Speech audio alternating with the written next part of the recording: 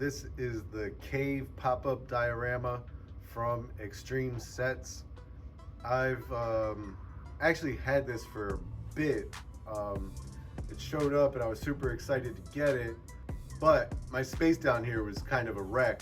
I was in the middle of kind of like reorganizing and moving some furniture around, etc. And it took me quite a while to get in a place where the studio space was really usable. And now I finally have a chance to get into this thing. And I wanted to share with you guys what it was all about. So, without further ado, let's just jump right in. And I think I'll pull the pieces out off camera and then check out what this thing's really all about. All right, so it comes with some instructions which might come in handy, and several pieces. And as you can see, I haven't done anything with any of this yet, so I'm assuming based on what I remember from the pictures, this might be some kind of console or some kind of something.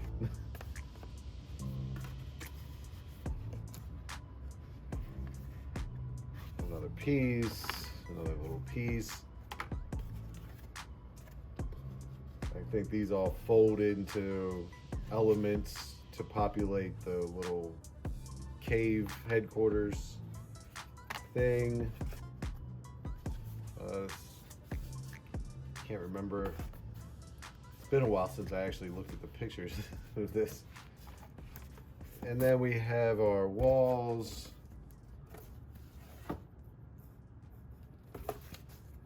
One, two, three, four, five walls. The floor, the 5 walls, the floor, and several other elements that I think will create the computer consoles and other bits that we see in the pictures online of this thing. So, like I said, I think I said in the first bit, this is from Extreme Sets Cave Pop-Up Diorama. I picked this up on Big Bad Toy Store. I believe they also have it on Entertainment Earth, probably other places online. You might be able to just go to Extreme Sets online to find it. I'm not sure about that. I think I also saw it on, I'm just getting my ducks in a row. I should just move these out of the way. I think I also saw it on, was it eBay or Etsy, possibly? Let's fold this thing out and see how big this floor really is. That tells you how big this diorama really is. That's significant. Let me see if I can pan out.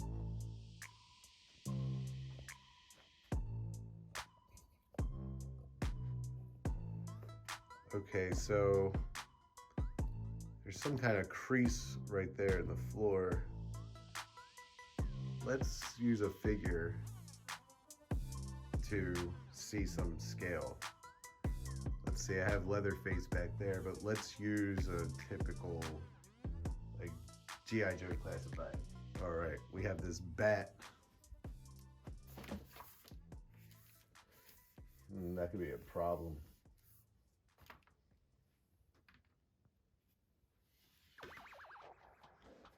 Okay, so there's one bat standing in the middle of that floor panel. That's pretty big. You can fit a lot of figures in here. And, oh, I don't have a tape measure down here. Maybe I should look up these dimensions or measure this thing and post it into the description. That would probably make a lot of sense. Anyway, we have this crease right here, and I think that when it was folded into the box, maybe it just wasn't folded quite properly. So I think what I'm going to do is lay something heavy on here to try to flatten it out, and maybe come back tomorrow. I do have some heavy books down here, so I'm going to lay some heavy books on here, come back later and pop up the walls and the other elements and put some figures in it, see how it looks, take some pictures probably, and I guess give my opinion on what I think about the diorama all in all. And I will take into account this bit, because I feel like when you buy stuff, it should just be right when you get it, you know? And if you really, really look, you can see a crease here, so that's not great.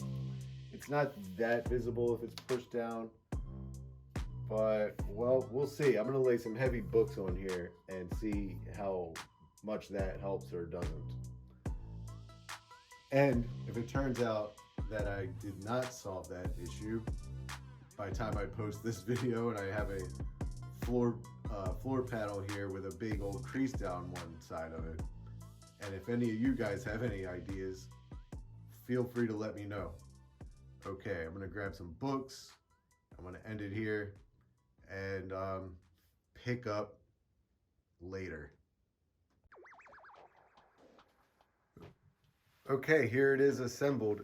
Well, at least the way I assembled it this time, because by its nature, you can put it together how you like. What I mean is, you can arrange these panels in whatever order you like. You could use all 5 panels if you like, wall panels I mean, or you can just use 4 like what I'm doing right now, or 3, what have you. So I have it with this cave entrance right now. Just to start off, I'm going to move this, and I'm going to give my thoughts about this thing all in all, because I would say I have some positive feedback and some negative feedback as of now. So what you're seeing on your screen right now is the entrance to the cave, I guess. I don't know that I have it exactly positioned in the best place, but I had just started kind of like getting into this thing, I guess. So the thing about the cave entrance panel though, and if you have this, maybe you have some other thoughts or insight, but it has the tabs on this side here, and the slots are on this side, and I just have it setting here. But if you want it to look like the entrance to the thing, oh, and it's just cardboard on the back. But if you want it to look like the entrance to this lair or whatever, there's not a good way to plug it into another panel. See, if you want to do it over here, it's tab on tab, and if you want to do it over here, it's slot on slot. And there's not like really, I guess you could also feed the tabs through these slots into here and have it like splitting the diorama. That's an idea. But then on your other side, it is just cardboard. Okay, so let's get this out of the way, because I have some other things to say about this. That's just one little nitpicky thing that's probably not really that big of a deal. I left out this panel, so here's another panel that you can put in here. With the slots here, this is the perfect size to have 4 panels that stretch all the way around. And then you can put the entrance panel like at caddy corner. But here's the thing. So in the last clip, I mentioned that the floor had a bend in it. So I left some books on it overnight and it flattened it out a bit. And then it wasn't quite there yet. So I put some other weight on here, and it's still not quite there yet. It's still a little bumped out. And also I noticed this doesn't really seem bent, but this was also bumped up a bit. As such, when you put your panels on top, it's easy to get little slivers of light. Like it's not perfectly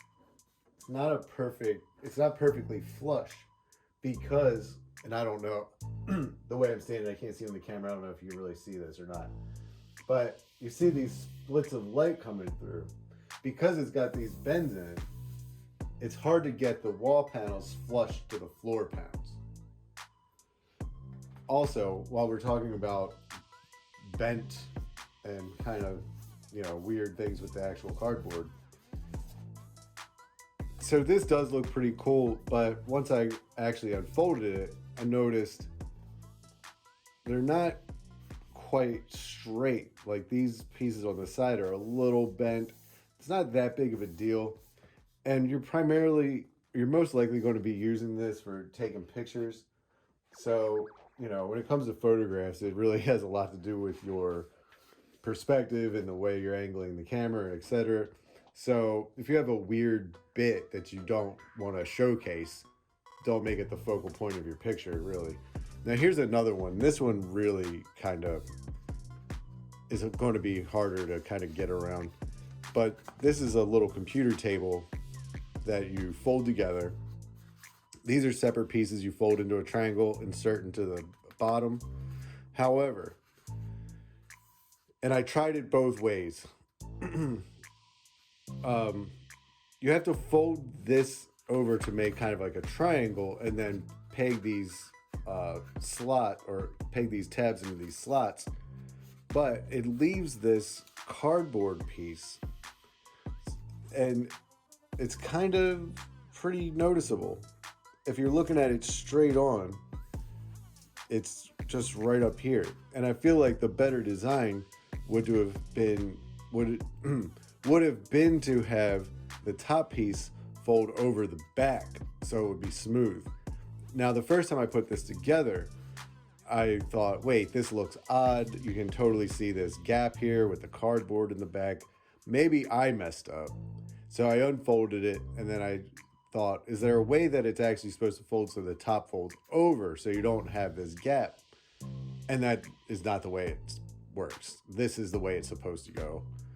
Unless I'm just losing my mind and just did not do it correctly somehow. If so, and if you have this thing and there's some way to make this different or that this top piece folds over, let me know in the comments. But I tried and it doesn't seem really like it's cut that way. It doesn't tab in right. It doesn't fit right. That said, I'm always willing to accept the likelihood that I've made a mistake. But you have a little picture of the keyboard on here. So the graphics on this thing, or the images, I think look overall good. And I can see taking a lot of like really cool diorama pictures with this. So I'm going to do that. Before I move forward, this one piece was actually great. I mean, it's really just a box, so how can you mess that up? But it's supposed to be some kind of work table or something like that. This one actually, no problems there. This one, weird. I just don't think it's the optimal design for how to like fold this together to make it look seamless. This one was a little bendy, but not too bad. I do like the idea. I think overall it looks really cool. The actual panels themselves, no problems with those because, they look cool. They meet expectations for what I thought I was getting. The floor panel, I think, looks really cool, but by the way it was folded into the box, it created this bend, which in all reality kind of like affects everything going up because this is the base that everything else is sitting on. So with a bent floor, it's going to be hard for your figures, I would imagine, to really stand up straight sometimes, depending on how intense this bend is. You're going to have light shining through the back. So my plan is to put more weight on these for, some more time, see if I can get it flat. And then maybe take some more pictures. I'm going to take some pictures now with some G.I. Joe classified figures. So that'll be fun. And yeah, I'm going to tack those pictures, I think, at the back end of this video. And let's give this thing kind of like a score. I don't know. This is the first video I've given something a score, but I feel like I should kind of give this some kind of grade or something, because I have given it a lot of criticism, I think. Now, I'm happy to have it. I said I was going to give this a score, so I'm going to give it 7 out of 10, because it doesn't really not meet expectations, but it does have some elements to it that I think could have been done better, particularly with the folding of the table, or the design for how the table folds, and the packing, really. Because if that floor was flat, and that other piece, the box with the blue interior, didn't have a bend in it, I think I would probably give this a 9 out of 10, because I knew what I was buying. It's a cardboard pop-up display. You know, cardboard can only be so resilient, but since it was packed in a way that created an issue with the foundational piece for this, I think that has to take off 2 points, and then at least, and then with the full table design, I feel like that's an easy minus point. So I'm going with 7 out of 10 on this one.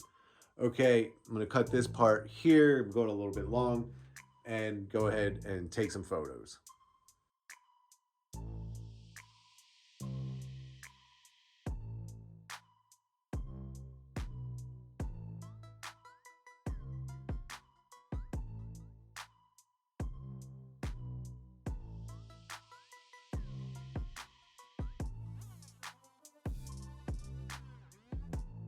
All right, that'll be it for now. If you like this video, hit the like button, subscribe, check out more comic stuff and photo stuff and whatever on the 1134comics.com blog site. And I'll catch you all in the next video.